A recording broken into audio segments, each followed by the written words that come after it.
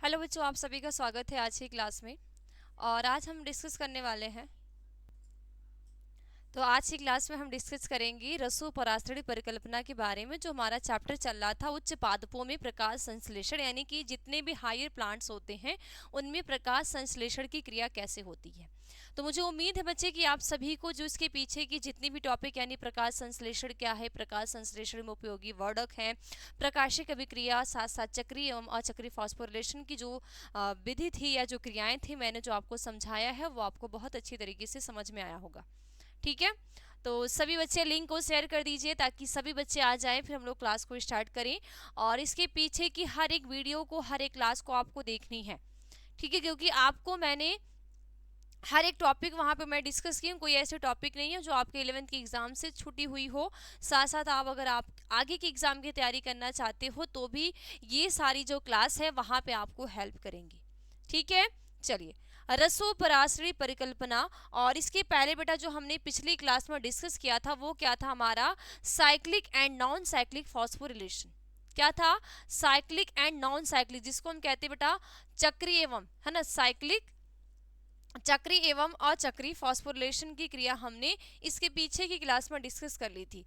जिसमें हमने ये देखा था बच्चे कि ये जो चक्री है, एक चक्री है, एक तो ऑक्सीजन, एक की जो मेथड हो रही है, जो क्रिया है उसमें ऑक्सीजन निकल रही है, ऑक्सीजन रिलीज हो रही है। लेकिन कुछ ऐसी है जिसमें ऑक्सीजन रिलीज नहीं हो रही है। कुछ ऐसे मेथड है जिसमें ऑक्सीजन रिलीज हो रही है और कुछ ऐसे मेथड है जिनमें ऑक्सीजन रिलीज नहीं हो रहे। ठीक है। इन सभी चीज़ों का हमने डिस्कस किया था। तो आज की क्लास में हम पढ़ेंगे रसोपराश्रयी परिकल्पना के बारे में। किसके बारे में? रसोपराश्रयी, रसोपराश्रयी, रसोपराश्रयी परिकल्पना,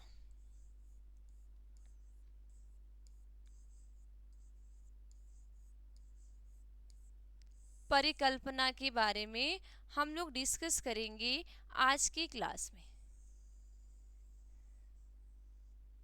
किसके बारे में डिस्कस करेंगे? आज की जो क्लास है हमारी वो क्या है, रसोपराश्रयी परिकल्पना के बारे में। ठीक है। चलो,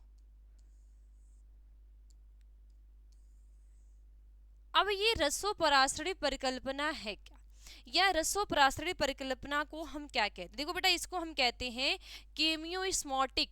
ठीक है, केमियोस्मोटिक हाइपोथेसिस। ठीक है, केमियोस्मोटिक हाइपोथेसिस। अब ये रसोपराश्रयी परिकल्पना की बात अगर हम करते हैं बेटा, तो ये चीजें हमें थोड़ा सा आपकी जो एनसीईआरटी लाइन है उसको पढ़ लेते हैं, फिर आगे की चीज को हम क्या करते हैं, डिस्कस करते हैं। देखो, रासायनिक पराश्रय परिकल्पना, यानी कि रासायनिक पराश्रय परिकल्पना भी कहते हैं या तो रसोपराश्रयी परिकल्पना भी कहते हैं। ठीक है। तो देखो, इसमें क्या होता है, सबसे पहले बेटा प्रकाश संश्लेषण में, किसमें? प्रकाश संश्लेषण में एटीपी के अणु। ठीक है, प्रकाश संश्लेषण में किसके अणु? तो प्रकाश संश्लेषण में एटीपी के अणु संश्लेषित होकर थैलेकाइड की झिल्लियों की आर पार स्थानांतरित होते रहते हैं। यानी कि प्रकाश संश्लेषण की क्रिया में, किस क्रिया में? प्रकाश संश्लेषण की क्रिया में जो एटीपी के मॉलिक्यूल होते हैं, यानी एडिनोसिन ट्राइफॉस्फेट, क्या? Adenosine triphosphate. तो ये जो एटीपी के अणु होते हैं ये थैलेकाइड की झिल्ली में आर पार स्थानांतरित होते हैं। कहाँ होते हैं? जो थैलेकाइड की झिल्ली होती है, ठीक है, जो थैलेकाइड की झिल्ली होती है, तो उस थैलेकाइड की झिल्ली में ये आर पार क्या होते रहते हैं? स्थानांतरित होते रहते हैं। क्या होंगे? ये आर पार स्थानांतरित होते रहते हैं। इतनी बात क्लियर? अगर मानो बेटा यहाँ पे, अगर मैं यहाँ पे क्या बना दूं, यहाँ पे एक बन जाए आपका ये, मान लो हमने एक थैलेकाइड को ले लिया, हमने क्या ले लिया? एक थैलेकाइड को। ठीक है, हमने क्या लिया? एक थैलेकाइड को ले लिया।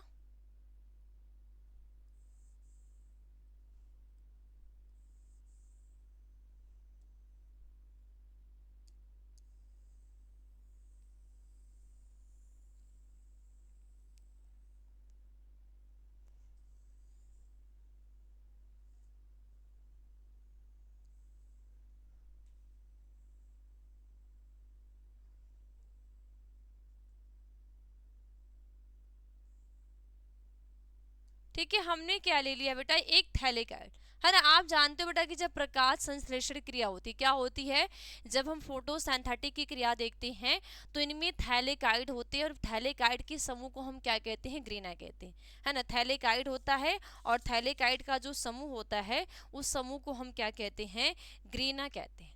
इनमें दो चीजें होती है बच्चे, ध्यान देना, यहाँ पे दो चीजें प्रेजेंट है।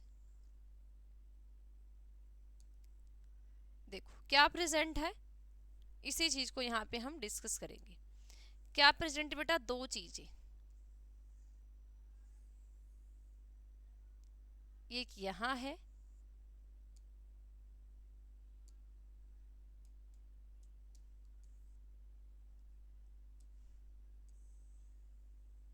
और एक यहाँ है।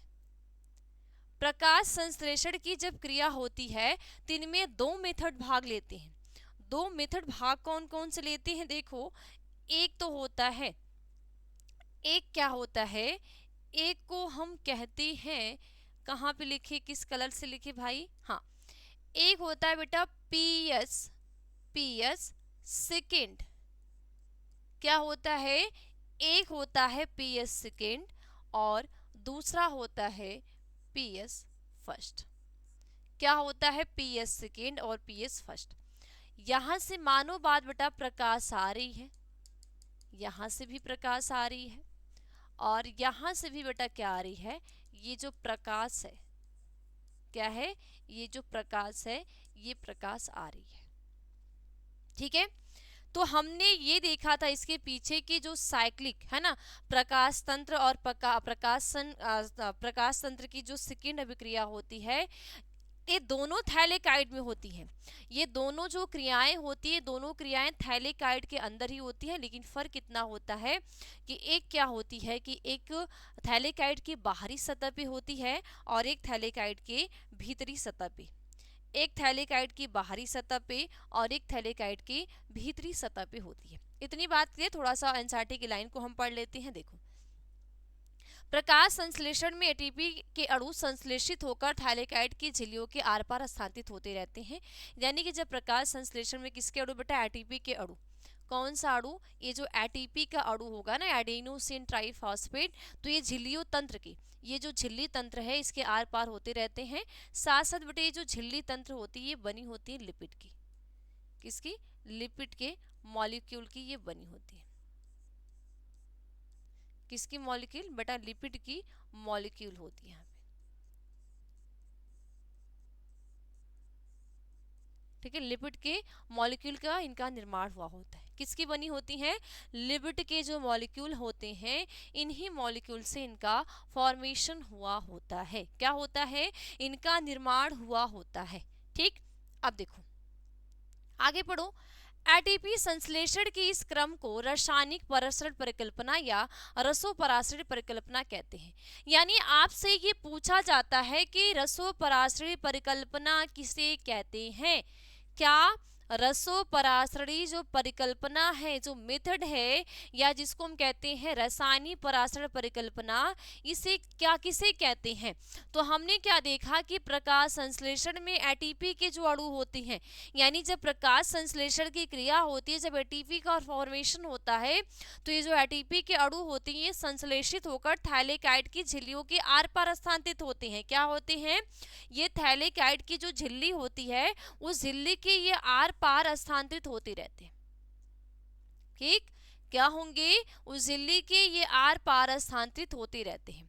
और एटीपी संश्लेषण के इस क्रम को हम रासायनिक पराशर परिकल्पना, ठीक है, और एटीपी संश्लेषण का जो ये क्रम है इसी क्रम को रासायनिक पराशर परिकल्पना या रसोपराशरी परिकल्पना कहते हैं। क्या कहते हैं, रसोपराशरी परिकल्पना इस विधि को कहते हैं। और इसे पी मिशेल ने सन 1961 में दिया था, जिसके लिए उन्हें सन 1978 में नोबेल पुरस्कार मिला। ऑब्जेक्टिव क्वेश्चन बेटा आपसे पूछा जाता है कि ये जो रसोपराशरी परिकल्पना है इसे किस वैज्ञानिक ने दिया था। रसोपरासड़ी परिकल्पना को किस वैज्ञानिक ने दिया था? ये क्वेश्चन आपके एग्जाम में पूछा जाता है। तो जब आपसे पूछा जाएगा कि रसोपरासड़ी जो परिकल्पना या रासायनिक पराशर परिकल्पना किस वैज्ञानिक ने दिया था, आप बताओगे पी मिशेल ने। किसने दिया था? पी मिशेल ने दिया था। कितने सन में दिया था? 1961 में दिया था। और इसी परिकल्पना के देने की वजह से 1971 में इन्हें नोबेल पुरस्कार मिला, यानी कि इन्हें नोबेल पुरस्कार से क्या किया गया? सम्मानित किया गया। नोबेल पुरस्कार से क्या किया गया? इनको नोबेल पुरस्कार से इनको सम्मानित किया गया। इतनी बात क्लियर? ठीक है, आगे क्या है? प्रकाश संश्लेषण के दौरान हरित लवक में स्थित स्ट्रोमा में प्रोटॉन की संख्या घटती है, जबकि अवकाशिका में प्रोटॉन का संचय होता है। यानी कि जब प्रकाश संश्लेषण के दौरान, है ना, जब प्रकाश संश्लेषण की क्रिया होती है, कौन सी क्रिया होगी? प्रकाश संश्लेषण की क्रिया। ठीक है, जब ये प्रकाश संश्लेषण की, किसकी? ये जो प्रकाश संश्लेषण है, तो ये जब प्रकाश संश्लेषण की बेटा क्रिया होती है ना, तो जब ये प्रकाश संश्लेषण क्रिया होगी तो किन में? हरित लवक में। ये जो स्ट्रोमा है, इनमें हरित लवक का ये जो स्ट्रोमा है ना, ये जो स्ट्रोमा है ना, ये जो जोड़ने का कार्य करता है, तो ये जो स्ट्रोमा है, तो स्ट्रोमा में प्रोटॉन की संख्या घटती है। माना बेटा यहाँ पे, है ना, यहाँ पे क्या है कि मान लो ये स्ट्रोमा है, ठीक है, इसके अंदर क्या हो गया? ये स्ट्रोमा हो गया। तो स्ट्रोमा में क्या होगा? जो प्रोटॉन की संख्या होगी, वो संख्या क्या होगी? वो घटती है। ठीक है, क्या होगी? संख्या घटती है। ठीक है, ओके।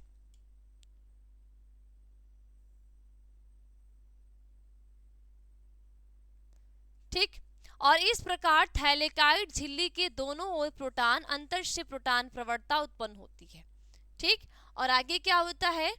एटीपी संश्लेषण के लिए एटीपी फेज एंजाइम आवश्यक है। अब जब हमें एटीपी का संश्लेषण करना है, क्या करना है बच्चे? जब एटीपी का संश्लेषण करना है तो एटीपी के फॉर्मेशन के लिए एटीपी फेज एंजाइम आवश्यक होता है। कौन सा एंजाइम? एटीपी फेज जो एंजाइम है, ये एटीपी फेज एंजाइम आवश्यक होता है, तभी ये क्रिया होगी। ठीक है, इस प्रोटॉन प्रवणता के कारण झिल्लिका में उपस्थित एटीपी फेज एंजाइम के द्वारा ये स्ट्रोमा में गतिशीलता होता है और एटीपी फेज के पास एक चैनल होता है। क्या होगा कि क्या होगा भाई? इस प्रोटॉन प्रवणता के कारण झिल्लिका में उपस्थित एटीपी फेज एंजाइम के द्वारा ये स्ट्रोमा में गतिशीलता होता है। यानी एटीपी फेज एंजाइम के द्वारा इनका क्या होगा? जो स्ट्रोमा होगा, स्ट्रोमा में क्या होगा? गतिशीलता। ठीक है, क्या होगा? गतिशीलता होता है। ठीक, ओके, जिससे झिल्लिका के आर पार प्रोटॉन को फैलने का स्थान देता है और यह एंजाइम को सक्रिय करके पर्याप्त ऊर्जा निष्कासित करता है, जो एटीपी के संश्लेषण के उत्प्रेरित करता है। यानी क्या करता है? जो एटीपी के संश्लेषण, यानी एटीपी का जो फॉर्मेशन है, तो इस फॉर्मेशन एटीपी के संश्लेषण की क्रिया को ये क्या कर देगा? उत्प्रेरित करने का कार्य करता है। क्या करने का कार्य करेगा? उत्प्रेरित करने का, है ना, उत्प्रेरित करने का कार्य करता है। इसी पूरी मेथड को हम कहते हैं रसोपरासड़ी परिकल्पना। ये जो पूरी मेथड है, ये जो मेथड क्या कहलाती है? रसोपरासड़ी परिकल्पना कहलाती है। क्या कहलाएगी? रसोपरासड़ी परिकल्पना। इस पूरी मेथड को हम कहते हैं। ठीक है, क्लियर? सभी बच्चे को समझ में आ गया ये रसोपरासड़ी परिकल्पना क्या है? ओके। अब आपके एग्जाम में बच्चा पूछा जाता है,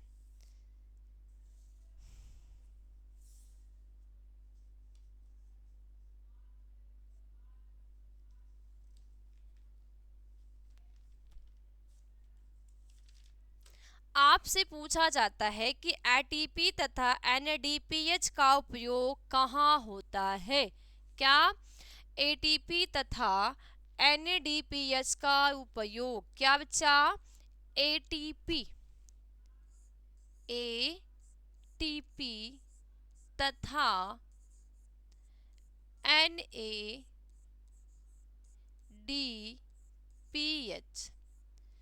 एनएडीपीएच का उपयोग कहाँ होता है? का उपयोग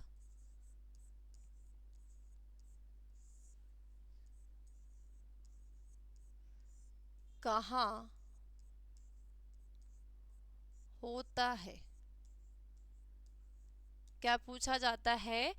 एटीपी तथा एनएडीपीएच का उपयोग यानी जो यूज है, ये यूज कहाँ होता है? ये आपके एग्जाम में पूछे जाने वाला सवाल है कि ये जो एटीपी है और एनएडीपीएच है, इनका जो यूज है, ये यूज कहाँ होता है? ठीक है, इस यूज को हम कहाँ पे करते हैं? ठीक है, तो ये सबसे बड़ा सवाल है कि एटीपी तथा एनएडीपीएच का उपयोग कहाँ होता है। तो क्या कोई बच्चा बता सकता है कि जो एटीपी है और इसके साथ साथ जो एनएडीपीएच है, इसका यूज कहाँ पे होगा, हम इसका यूज कहाँ कर सकते हैं?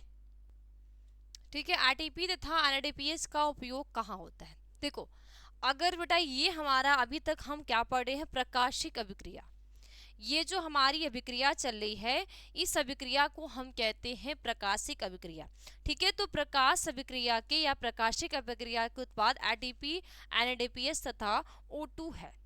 ठीक है, क्या लिखोगे कि प्रकाश अभिक्रिया का उत्पाद, ठीक है, प्रकाश अभिक्रिया का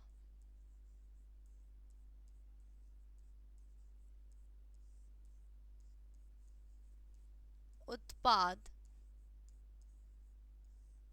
एटीपी, NADPH, NADPH तथा O2 है। ठीक है, तथा O2 है। ठीक है, यानी कि जब प्रकाशिक अभिक्रिया होती है, जो प्रकाशिक अभिक्रिया के उत्पाद की बात करें, है ना, प्रकाशिक अभिक्रिया के उत्पाद की बात करें, तो प्रकाश अभिक्रिया का जो उत्पाद है वो क्या है? एटीपी तथा एनएडीपीएस तथा O2 है। क्या है? एटीपी है, एनएडीपीएच है तथा उसके साथ साथ क्या है? O2 यानी ऑक्सीजन है। ठीक है, इनमें से ऑक्सीजन क्लोरोप्लास्ट के बाहर विसरित होता है। ठीक है, इनमें से जो ऑक्सीजन होता है, ठीक है, ऑक्सीजन, ठीक है, नेक्स्ट पॉइंट क्या लिखोगे? इसमें से ऑक्सीजन या इनमें से, इनमें से ऑक्सीजन, ऑक्सीजन क्लोरोप्लास्ट के, ठीक है, इनमें से ऑक्सीजन क्लोरोप्लास्ट के, क्लोरोप्लास्ट के बाहर, के बाहर विसरित होता है, बाहर विसरित, बाहर विसरित होता है। ठीक है, क्वेश्चन क्या है? एटीपी तथा एनएडीपीएच का उपयोग कहाँ होता है? देखो, अगर हम प्रकाशिक अभिक्रिया के उत्पाद की बात करते हैं तो इनमें से एटीपी भी है, एनएडीपीएच भी है, साथ साथ ऑक्सीजन भी है। लेकिन इनमें से जो ऑक्सीजन है, जो ऑक्सीजन का यूज है, किसका यूज है? ये जो ऑक्सीजन गैस है और इस ऑक्सीजन गैस का जो यूज है, इसका यूज कहाँ किया जाता है? ये जो प्रकाश अभिक्रिया का उत्पाद होता है उनमें इसका यूज किया जाता है। प्रकाशिक अभिक्रिया के उत्पाद में इस ऑक्सीजन का यूज किया जाता है। ठीक है, चलो नेक्स्ट पॉइंट क्या लिखोगे आगे? आगे इसके नेक्स्ट पॉइंट बेटा, नेक्स्ट पॉइंट क्या होगा? इनमें आप अगली पॉइंट लिखोगे। अब बात आती है कि यहाँ पे एटीपी और एनएडीपीएच का, तो क्या लिखोगे? जबकि एटीपी तथा एनएडीपीएच का उपयोग आहार नाल अथवा शर्करा को संश्लेषित करने वाली प्रक्रिया में होता है। क्या लिखोगे? एटीपी तथा एनएडीपीएच का उपयोग, ठीक है, किसका? एटीपी, एटीपी तथा NADPH, तो एटीपी तथा एनएडीपीएच का उपयोग, ठीक है, एटीपी तथा एनएडीपीएच का उपयोग, ठीक है, उपयोग शर्करा को संश्लेषित करने वाली प्रक्रिया में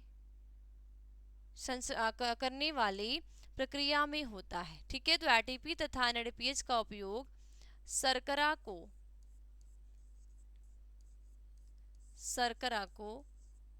संश्लेषित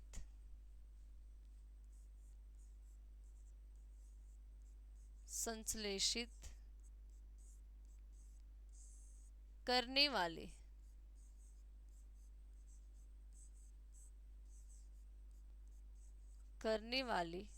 ठीक है, संश्लेषित करने वाली प्रक्रिया में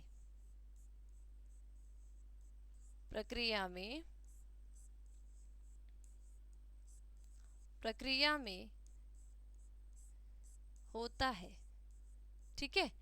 एटीपी तथा एनएडीपीएच का जो उपयोग होता है ये शर्करा को संश्लेषित करने वाली जो प्रक्रिया है, ये जो शर्करा है, जब शर्करा का संश्लेषण होगा तो इस शर्करा को संश्लेषण करने वाली जो अभिक्रिया होगी उस अभिक्रिया में यूज किया जाता है। क्या किया जाता है? इसका यूज किया जाता है। क्लियर बात? तो एटीपी तथा एनएडीपीएच का उपयोग कहाँ होता है? तो आप क्या बताओगे कि एटीपी तथा एनएडीपीएच का जो यूज है ये प्रकाश संश्लेषण की शर्करा को उत्पन्न करने वाली जो प्रक्रिया होता है इनमें होता है, ठीक है। और आगे क्या लिखोगे बेटा? यह प्रकाश संश्लेषण का जैव संश्लेषण चरण होता है, ठीक है। आगे यह प्रकाश संश्लेषण का जैव संश्लेषण चरण होता है, ठीक। तो नेक्स्ट पॉइंट, यह प्रकाश संश्लेषण का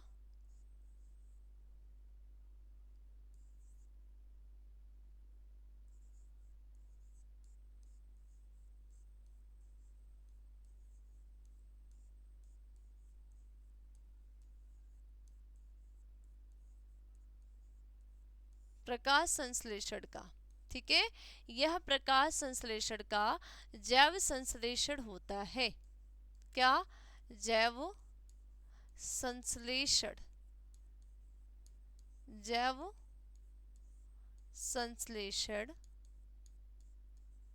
होता है। क्या होता है? जैव संश्लेषण होता है। साथ साथ बेटा यह प्रक्रिया ठीक है, प्रत्यक्ष रूप से प्रकाश पर निर्भर नहीं रहती, बल्कि ये प्रकाश प्रक्रियाओं के उत्पादों अर्थात एटीपी, एनएडीपीएस तथा O2 और H2O पर निर्भर होती है, ठीक है। तो यह प्रकाश का जैव संश्लेषण चरण होता है और यह प्रक्रिया परोक्ष रूप से प्रकाश पर निर्भर नहीं रहती। क्या लिखोगे? यह प्रक्रिया, आगे यह प्रक्रिया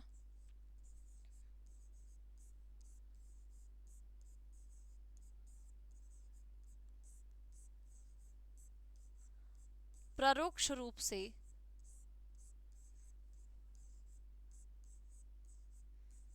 प्रकाश पर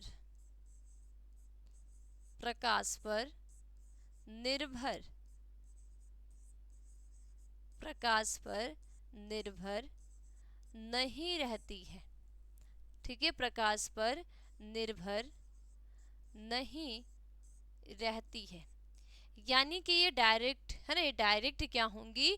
ये प्रकाश पे निर्भर नहीं है ना, ये डायरेक्ट तरीके से क्या होंगी? प्रकाश पे निर्भर नहीं होती, बल्कि यह प्रकाश के प्रक्रियाओं के उत्पादों, ठीक है, बल्कि ये प्रकाश के उत्पादों अर्थात एटीपी तथा एनएडीपीएच के अतिरिक्त CO2 तथा H2O पर निर्भर होती है, ठीक है। क्या लिखोगे? बल्कि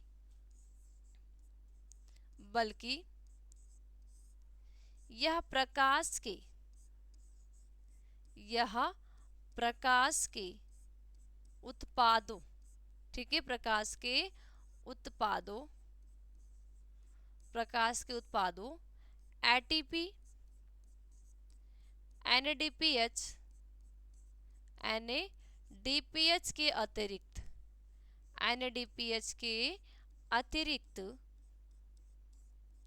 अतिरिक्त, ठीक है, CO2 एवं CO2 एवं H2O पर, ठीक है, CO2 एवं H2O यानी जल पर निर्भर होता है या जल पर निर्भर होती है, निर्भर होती है। किस पे निर्भर होंगी? ये जल पर निर्भर होती है। तो ये होता है बेटा एटीपी तथा एनएडीपीएच का उपयोग कहाँ होता है। क्वेश्चन क्या है, एटीपी तथा एनएडीपीएच का जो यूज है इसका यूज हम कहाँ पे करते हैं, ठीक है। एटीपी तथा एनएडीपीएच का यूज हम कहाँ पे करते हैं, ये हमारा क्या है क्वेश्चन है, ठीक है। तो क्या था बेटा कि प्रकाश अभिक्रिया का उत्पाद एटीपी एनएडीपीएच तथा O2 है। यानी आपसे पूछा जाएगा जो प्रकाश संश्लेषण की क्रिया है। अब मैं यहाँ पे समझाऊं थोड़ा सा, यहाँ पे हम थोड़ा सा समझे अच्छे से। हमने क्या देखा बच्चे, हमने देखा कि ये जो प्रकाश संश्लेषण की, क्या ये जो प्रकाश संश्लेषण की विधि है, प्रकाश संश्लेषण विधि, या हम यहाँ पे इसको लिख सकते हैं क्रिया। ये प्रकाश संश्लेषण की जो क्रिया है, ये क्रिया जो है ये दो विधि में हो रही है। कितनी विधि में? दो विधि में। दो विधि कौन सी बेटा? एक है प्रकाशिक अभिक्रिया, प्रकाशिक अभिक्रिया है, ठीक है। और इस प्रकाशिक अभिक्रिया में इनका जो अंतिम उत्पाद है ना, इनका जो उत्पाद है, कौन सा अंतिम उत्पाद का मतलब इस क्रिया के बाद जो उत्पाद बनते हैं, इस क्रिया के बाद क्या होगा, जो उत्पाद बनते हैं, तो इनका अंतिम उत्पाद क्या है? एटीपी है, ठीक है, NADPH है, साथ साथ O2 है। यही हमने डिस्कस किया बच्चे। अब हमने क्या बात की कि ये जो O2 था इसको हमने कहाँ पे, क्लोरोप्लास्ट की तरफ ये विस्तारित होती है। क्लोरोप्लास्ट की जो झिल्ली होगी वहां पे विस्तारित, और ये जो दोनों है, ये जो दोनों बची है ना, ये जो दोनों यहाँ पे बची, इन दोनों का जो यूज है, इन दोनों का जो यूज है क्या है, शर्करा को संश्लेषण में, शर्करा का संश्लेषण की जो क्रिया होती है उनमें यूज होता है। और इसी क्रिया को हम जैव रासायनिक, यानी कि इस क्रिया को प्रकाश संश्लेषण का जैव संश्लेषण चरण होता है। और यह क्या होता है, जो हमारा प्रकाश संश्लेषण की क्रिया है, तो प्रकाश संश्लेषण की क्रिया का जैव चरण होता है, ठीक है। और जैव चरण के अंतराल बेटा, इनमें जैव चरण में क्या होगा, एटीपी एनएडीपीएच तो पार्टिसिपेट कर रहा है, साथ साथ इसके साथ साथ क्या होगा, H2O भी यूज होगा, साथ साथ CO2 भी यूज होगा, यानी कार्बन डाइऑक्साइड और जल का भी यूज होता है प्रकाशिक अभिक्रिया में, ठीक है, क्लियर। ये प्रकाशिक अभिक्रिया के अंतर्गत ये सारी चीजें आती हैं, और यही चीज बेटा हमने यहाँ पे डिस्कस की, ठीक है। तो इसमें ऑक्सीजन क्लोरोप्लास्ट के बाहर विस्तारित होती है। एटीपी तथा एनएडीपीएच का उपयोग जो होता है वो शर्करा को संश्लेषित करने वाली जो अभिक्रिया होती है उस अभिक्रिया में इसका यूज कर लिया जाता है, और यह प्रकाश संश्लेषण का जैव संश्लेषण होता है। ये जो क्रिया होती है इसको हम कहते हैं प्रकाश संश्लेषण का जैव संश्लेषण की क्रिया कहते हैं। क्या कहते हैं? ये जो प्रकाश संश्लेषण की जैव संश्लेषण की क्रिया कहलाती है। और यह प्रक्रिया परोक्ष रूप से प्रकाश पर निर्भर नहीं रहती, बल्कि यह प्रकाश के उत्पादों एटीपी एनएडीपीएच के अतिरिक्त CO2 एवं H2O पर निर्भर होती है। क्या करेगी, किस पे निर्भर होगी? ये प्रक्रिया के परोक्ष रूप से निर्भर नहीं रहती, बल्कि ये प्रकाश के उत्पादों जैसे एटीपी हो गया, एनएडीपीएच के अतिरिक्त क्या होगी, H2O पर निर्भर होती है। किस पे निर्भर होगी? H2O पर ये निर्भर होती है। किस पे? H2O पर ये पूरी तरीके से ये क्या करेंगी बच्चे, ये निर्भर होती है, ठीक, क्लियर।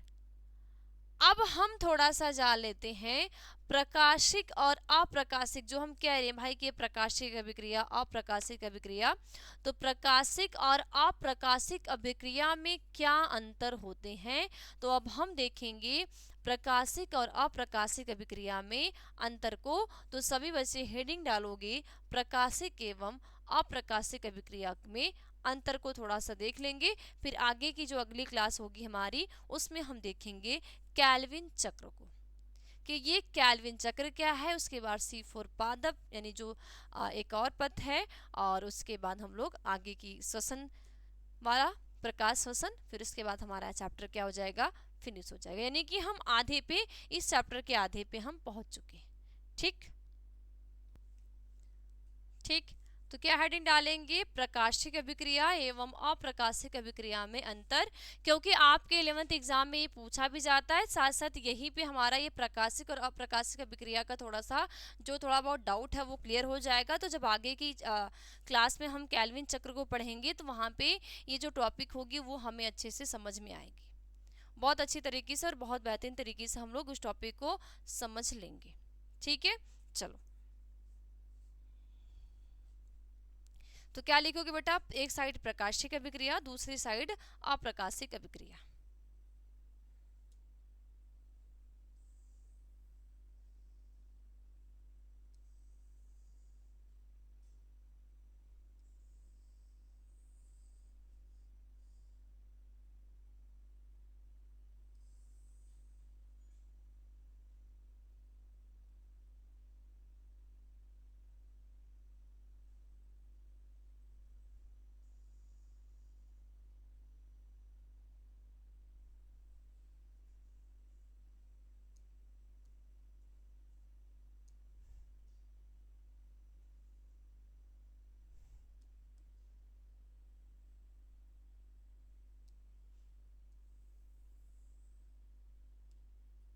ठीक है, प्रकाशिक और अप्रकाशिक अभिक्रिया के बारे में हम डिस्कस करते हैं कि प्रकाशिक अभिक्रिया क्या है और अप्रकाशिक अभिक्रिया क्या है। तो एक साइड क्या लिखोगे बच्चे, प्रकाशिक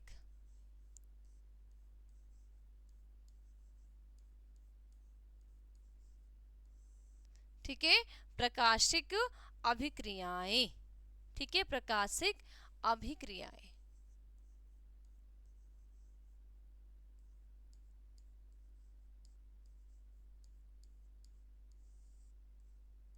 ठीक है, और दूसरी अप्रकाशिक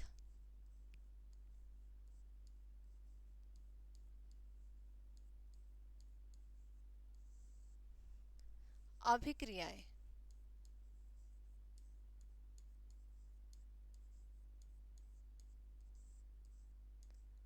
अप्रकाशिक अभिक्रियाएं है ना, एक क्या है प्रकाशिक अभिक्रियाएं और एक अप्रकाशिक अभिक्रियाएं। क्लियर। अब ये जो प्रकाशिक और अप्रकाशिक अभिक्रियाएं हैं इनमें क्या अंतर होते हैं ना, एक लाइट रिएक्शन होता है और एक डार्क रिएक्शन होता है ना। इसको हम कह सकते हैं कि एक लाइट रिएक्शन और एक क्या है, डार्क यानी अप्रकाश। ठीक है, तो आप लिख भी सकते हो कि क्या लिखोगे, लाइट रिएक्शन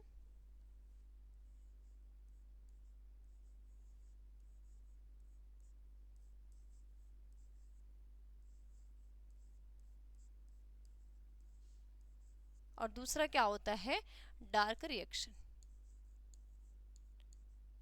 अब डार्क रिएक्शन का मतलब ये बेटा नहीं हो गया कि अंधेरे में, डार्क रिएक्शन का मतलब ये नहीं हो जाएगा कि ये जो डार्क रिएक्शन की मेथड हो रही है, जो डार्क रिएक्शन की क्रिया हो रही है, ये अंधेरे में संपन्न हो रही है, नहीं, बिल्कुल नहीं, ये अंधेरे में संपन्न नहीं हो रही है। ठीक है, चलो। अब प्रकाशिक और अप्रकाशिक अभिक्रिया में थोड़ा सा अंतर देख लेते हैं। देखो, ये केवल प्रकाश में ही होती है और यह क्रिया में प्रकाश आवश्यक नहीं होता। पहला क्या लिखोगे, यह केवल प्रकाश में ही होती है। पहला क्या लिखोगे, यह केवल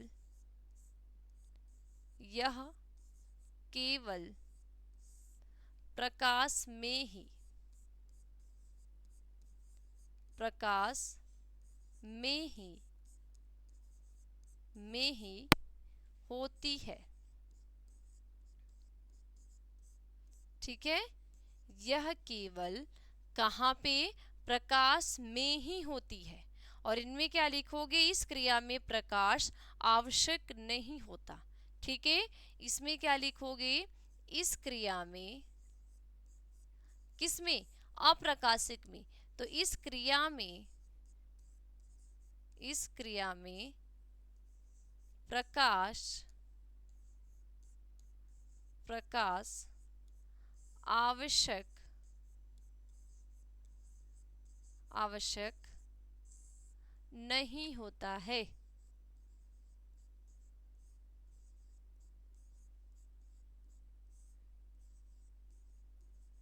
ठीक है, इस क्रिया में प्रकाश आवश्यक नहीं होता। देखो लाइट रिएक्शन में क्या होगा कि यह केवल प्रकाश में ही होती है, यानी जो प्रकाशिक अभिक्रिया होगी, ये प्रकाशिक अभिक्रिया केवल किस में होगी, प्रकाश में होगी, है ना, लाइट के प्रेजेंस में होगी।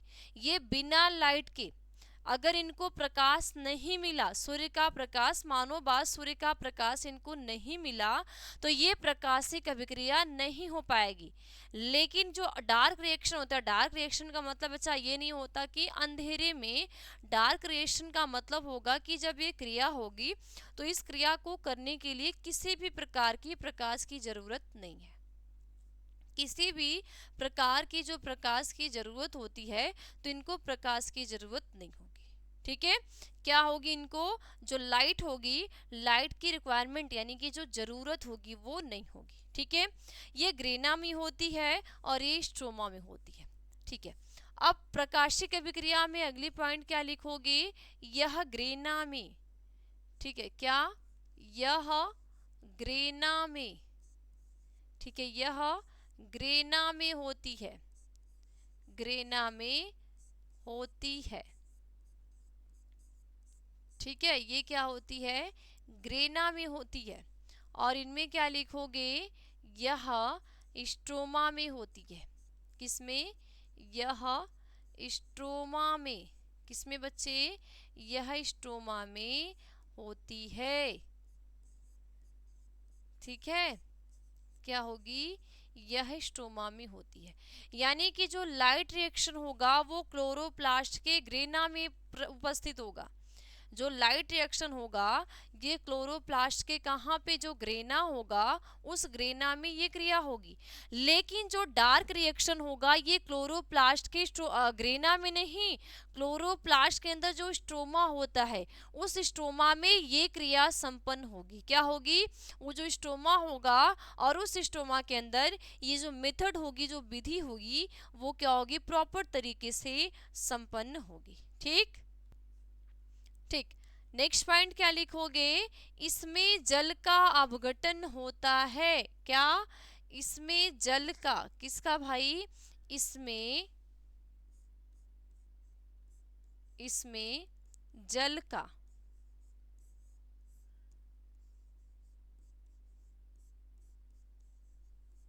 अपघटन,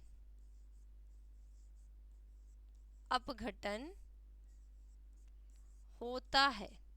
ठीक है, क्या होगा, इसमें जल का अपघटन होता है, यानी 2H2O बराबर क्या हो जाएगा, 2H प्लस और 2OH माइनस। ठीक है, 2H प्लस और 2OH माइनस, यानी क्या हो जाएगा, यहाँ पे क्या है, ये हमारा जो रिएक्शन है 2H2O है, तो जब इसका जल का अपघटन होगा क्या बनेगा, 2H प्लस और 2OH माइनस।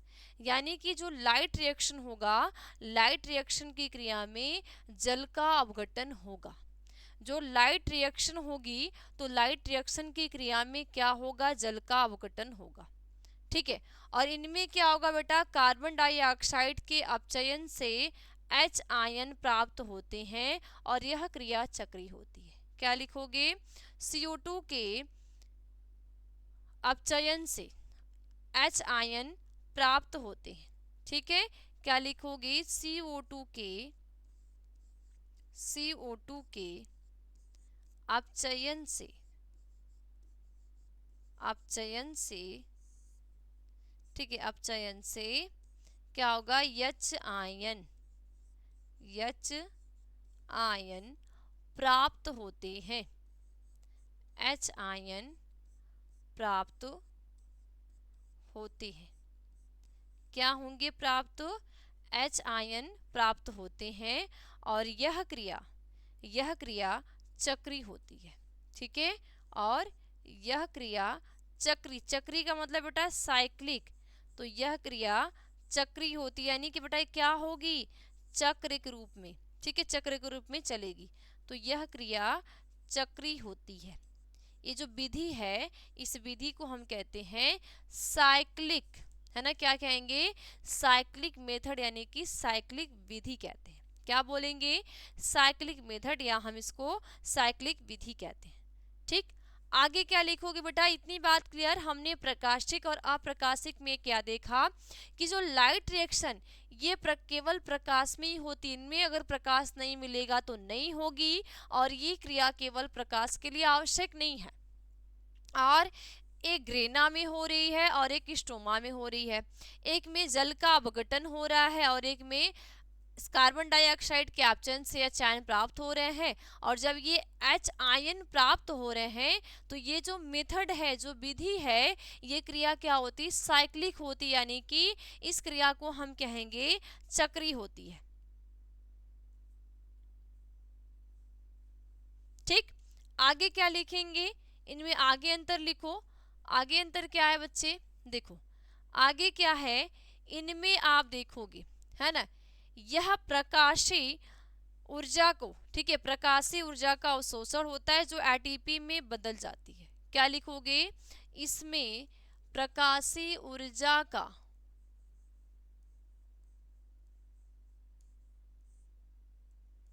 प्रकाशीय ऊर्जा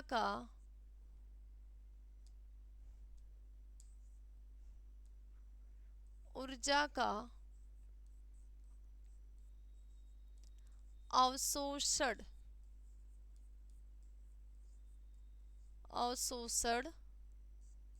होता है। ठीक है, इसमें प्रकाशीय ऊर्जा का अवशोषण होता है जो एटीपी में ना, एडिनोसिन ट्राइफॉस्फेट, किसमें? एटीपी, जिसको हम कहते हैं एडिनोसिन ट्राइफॉस्फेट। लिख लो, एडिनोसिन ट्राइफॉस्फेट।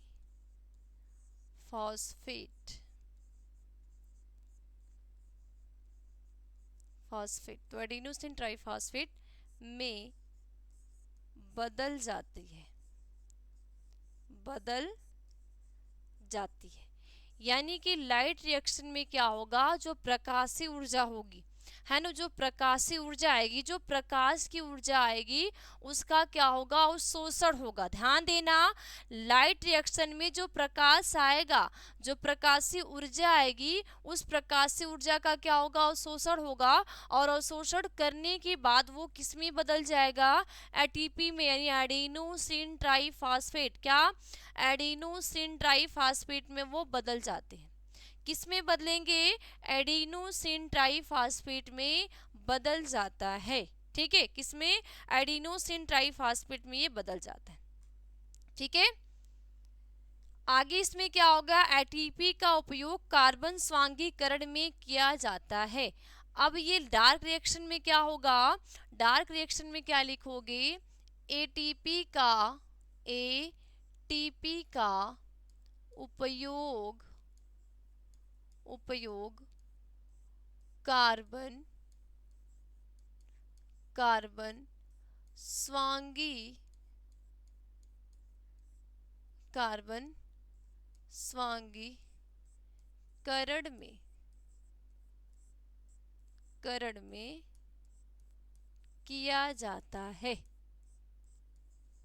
किया जाता है। ये होती है प्रकाशिक एवं अप्रकाशिक अभिक्रिया में अंतर, यानी कि डार्क रिएक्शन और लाइट रिएक्शन में। तो ये आज का जो बेटा हमारा टॉपिक था वो क्या था? रसोपरासड़ी परिकल्पना। और ये जो रसोपरासड़ी परिकल्पना होती है ये प्रकाशिक अभिक्रिया ही है, यानी ये प्रकाश की उपस्थिति में ही होती है। ठीक है। और यही चीज़ हमने यहाँ पे बनाया था एक चीज़। और एक चीज़ हमने जो लाइट रिएक्शन और डार्क रिएक्शन में अंतर क्या देखा, मानो बच्चा यहीं पे क्या है, ढेर सारे थैलेकाइड है। क्या है, यहाँ पे ढेर सारे थैलेकाइड, ये हो गया है ना, ये हो गया, ठीक है। और भी हो गया ढेर सारे, ठीक है, ये थैलेकाइड हो गया, ठीक है। और यहाँ भी बना लें हम, मानो ये, ठीक है, यहाँ मिला दो। अब हमको पता है ना भाई, जो थैलेकाइड होता है उसको जोड़ने के लिए, है ना, जोड़ने के लिए क्या होते हैं, ठीक। ये जुड़े किससे हैं बेटा, जो जुड़े होते हैं इनका ये जो जुड़ा होगा, है ना, कुछ इस तरीके से,